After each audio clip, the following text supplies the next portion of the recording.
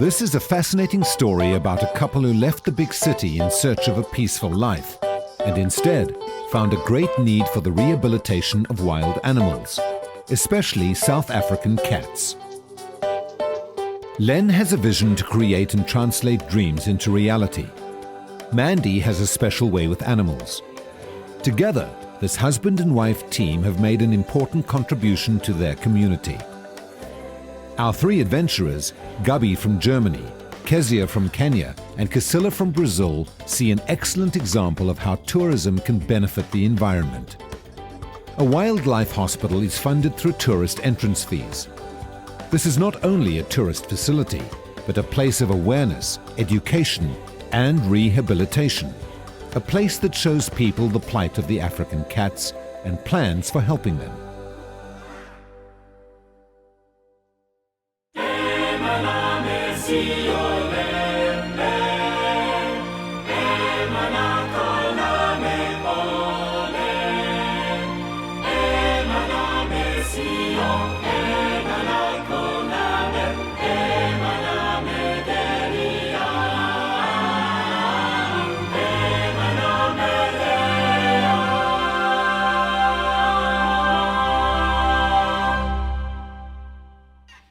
Hello and welcome to Animal Encounters. Now today we're here at Tanekwa Wildlife Conservatory where they rehabilitate animals. So come with me, come with an open mind, tread with a lighter step and leave with a change of heart. This little house is situated at the edge of a beautiful forest. What is the story behind it?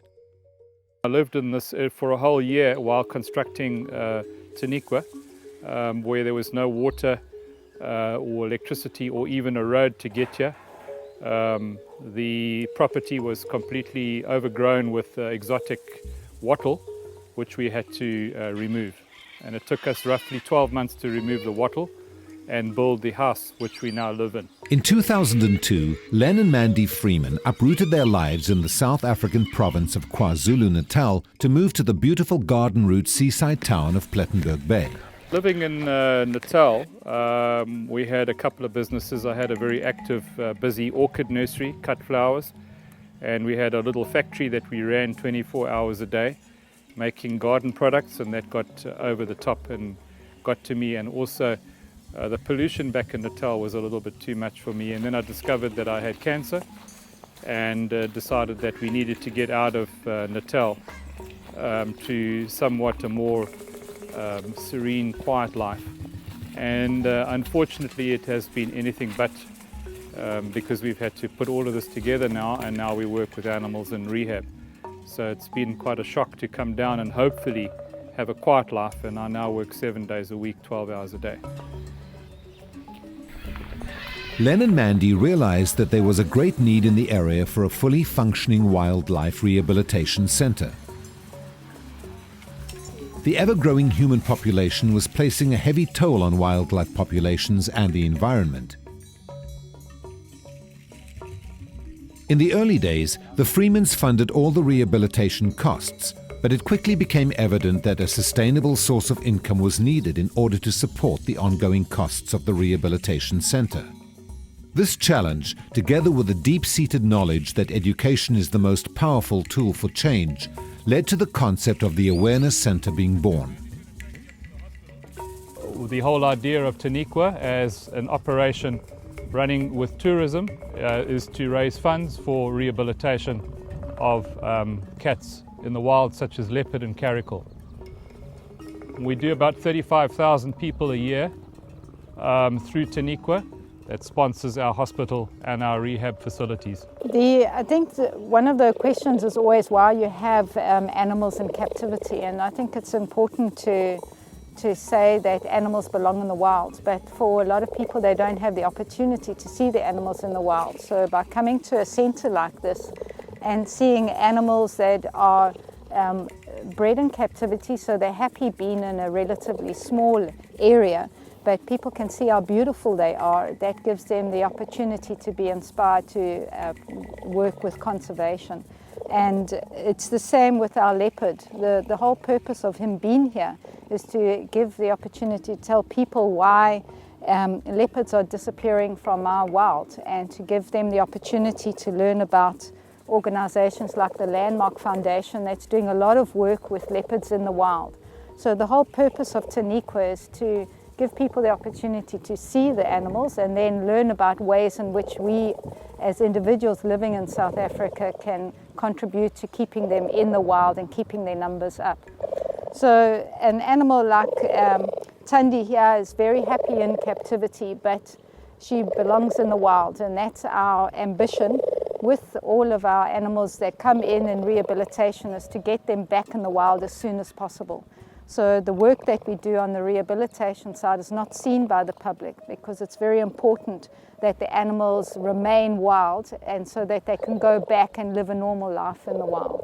So it's very different to other places.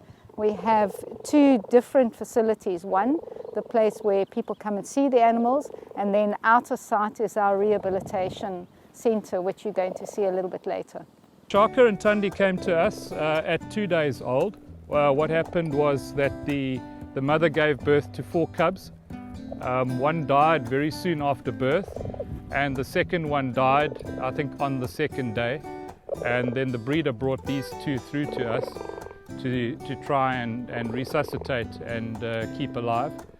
And this is Tandy, and Chaka there, which has just walked away. He was almost on death's bed within a few hours of being brought in, and we managed to save him. And he's turned out to a magnificent animal. And Mandy is very good at raising cheetahs, and we've got the formula right, and we know what we're doing now. We've raised quite a few cheetahs, and we will raise another 2 cubs possibly in the next 6 months to complement these 2, because we have to split them now. This is brother and sister, and we have to split them with obviously unrelated cheetah. Taniqua's awareness program is aimed at the grassroots level, working with local communities to question accepted practices and customs, highlighting the impact of habitat loss and environmentally insensitive farming practices. The big cats are important, but the little cats are equally as important, and so is the prey that they eat. And we have problems in South Africa and in Africa because people have come in and moved certain layers in that ecosystem, and it's out of balance. So Taniqua is about teaching people it's the whole that's important, not just one part. It's not just the cheetah or just the leopard, it's how everything fits together. And that is what we try and say is important.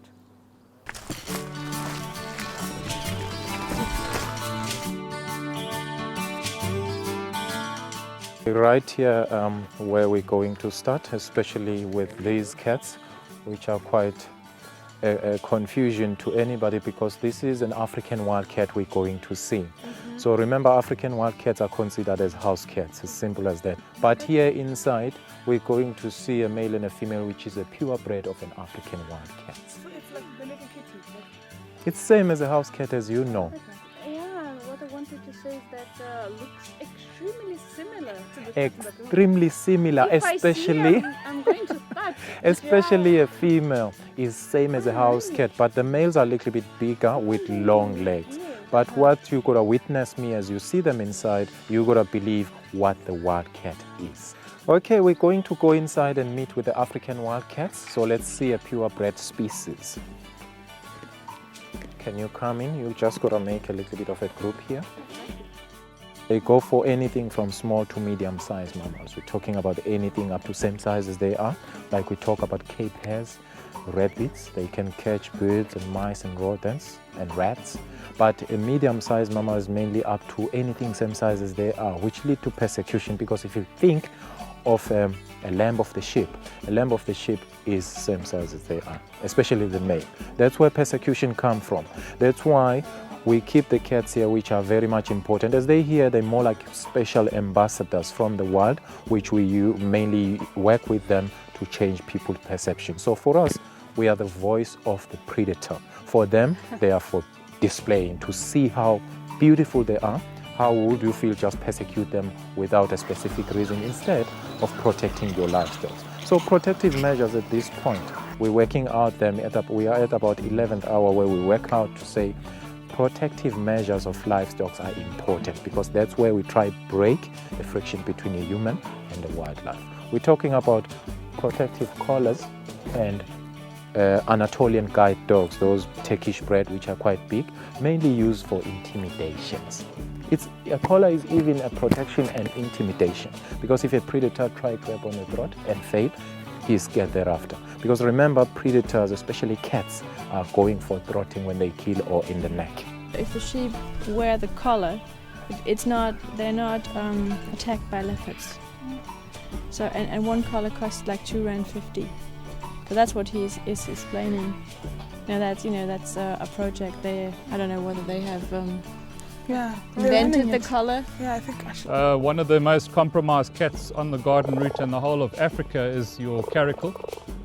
Many are shot and left behind are the youngsters, and the youngsters are then picked up and they then come to us for rehabilitation.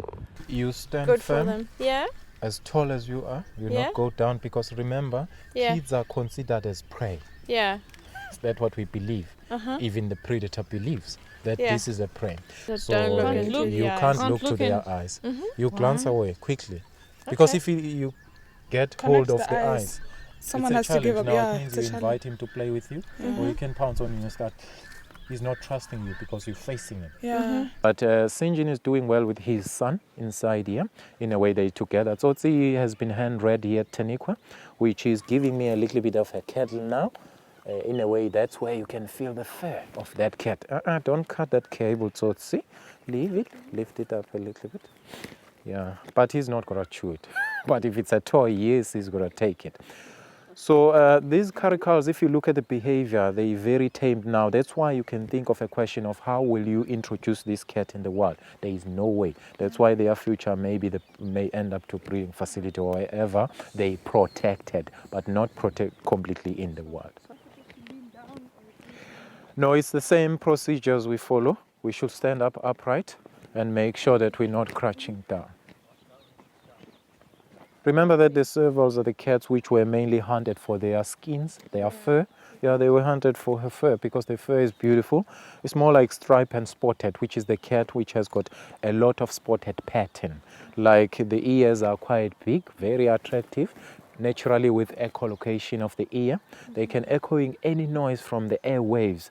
It could be under the ground, in water, or even over the lands. In savanna zones of Africa, which their natural habitat is, in tall grasslands, you find them jumping over the tall grasses, looking for rats. Mainly prefer the small prey naturally. Remember that it's so difficult to work with adult people only, to change their perception at that level. It's so difficult because what you can know is at an adult stage, a person is imprinted with the beliefs which mainly affected a lot of wildlife years ago. They were hunted for skins, traditional wearings, which the adult people, old people were used to do that. So that's why now we advise to push through the educational program to younger generation because they're the ones for the future.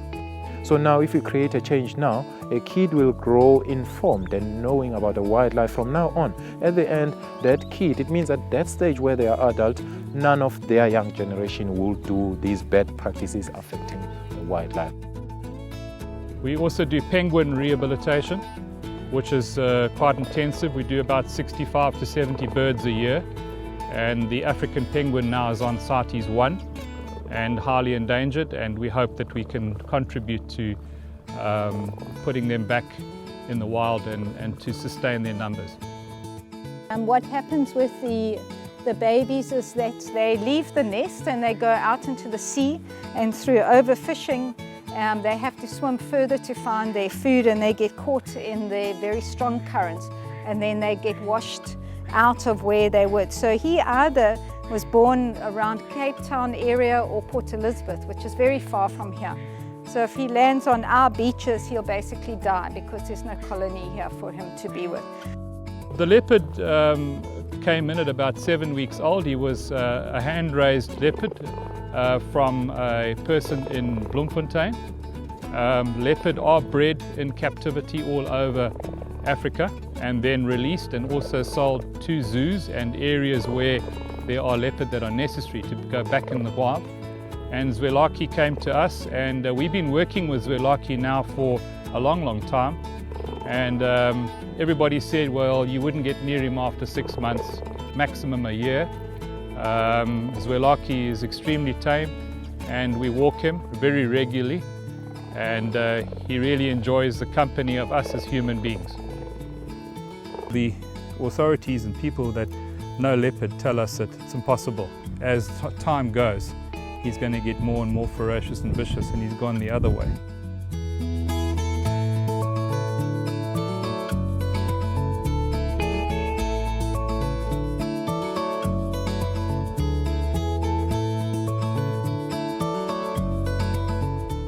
You can't wish for a more stunning cat than that. That is, I think that beats any cat that's on the planet.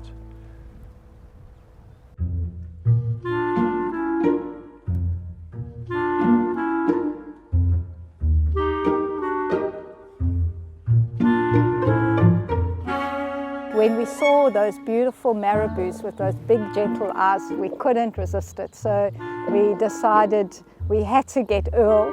And so Earl came to live with us, and everyone says, look how ugly he is, but you've actually got to look at what's beautiful in him. And he has the most gentle eyes. If you've ever seen anyone's eyes, they cannot compete with the marabou's eyes. And I think that's a lesson in itself, is to stop looking at the obvious and look for the beautifulness in every creature.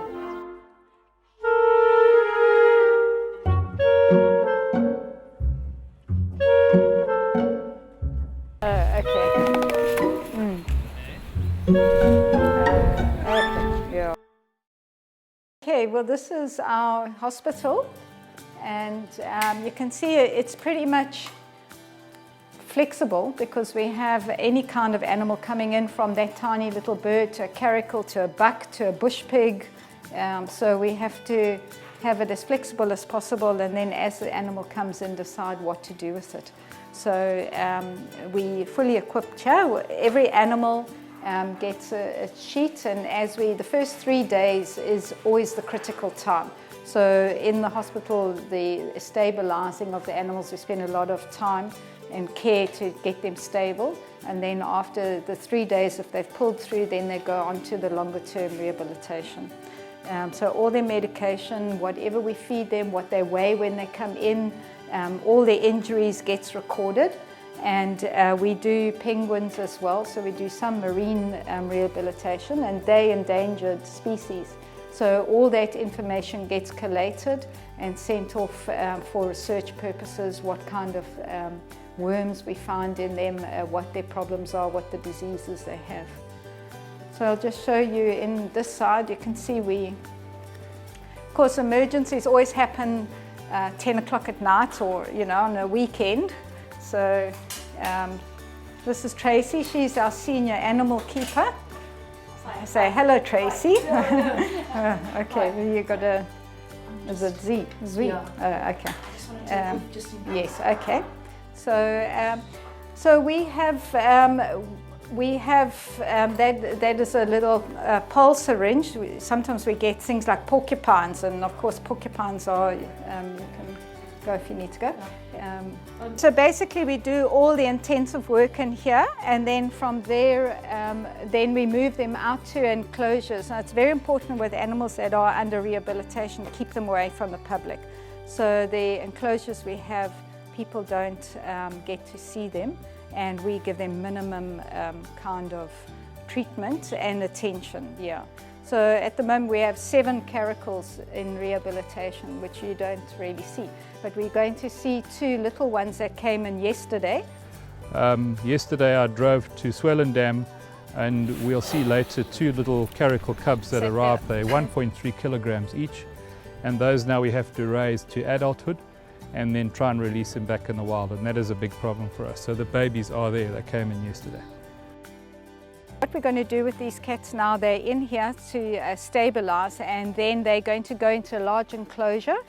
We use these back enclosures here for our rehabilitation, and so they're going to be put in there even though they're so young. Sorry, I just need, can I take this? Thanks. Tanekwa Wildlife Awareness Centre.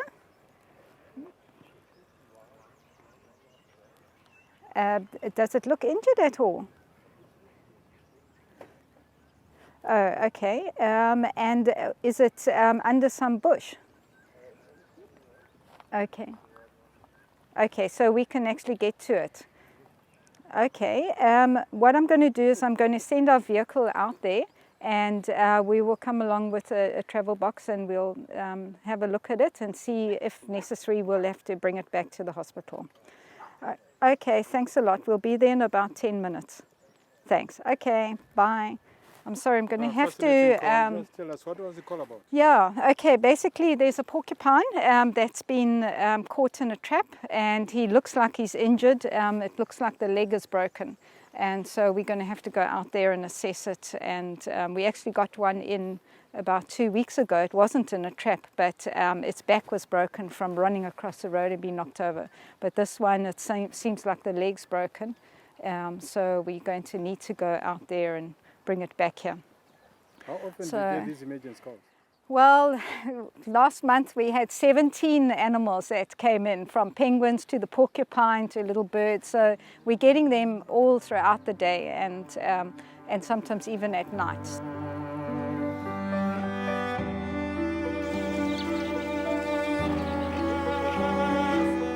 Biggest thing, realizing that when you've been diagnosed with cancer and you go through all the treatments and you hopefully come back with a positive result, is that every day you've got to make every single day count, and your quality of life is so important from there on.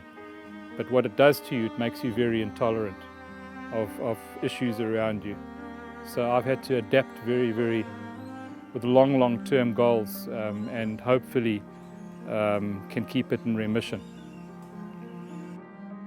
Whilst Len's cancer is in remission, it brought home to this dedicated couple how little time there is left to open the eyes and ears of our communities.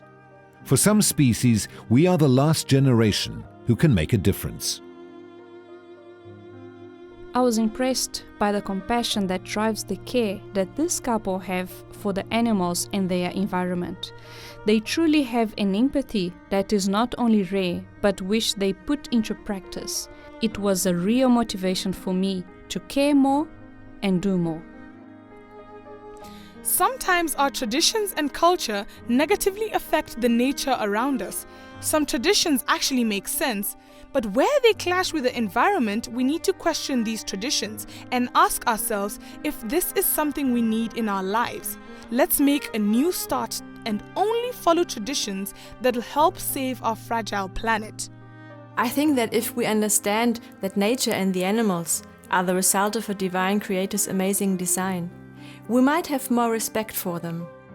It surely helps me realize that we are connected with all of God's creatures in a special way, and that we need to take care of these wonderful creatures.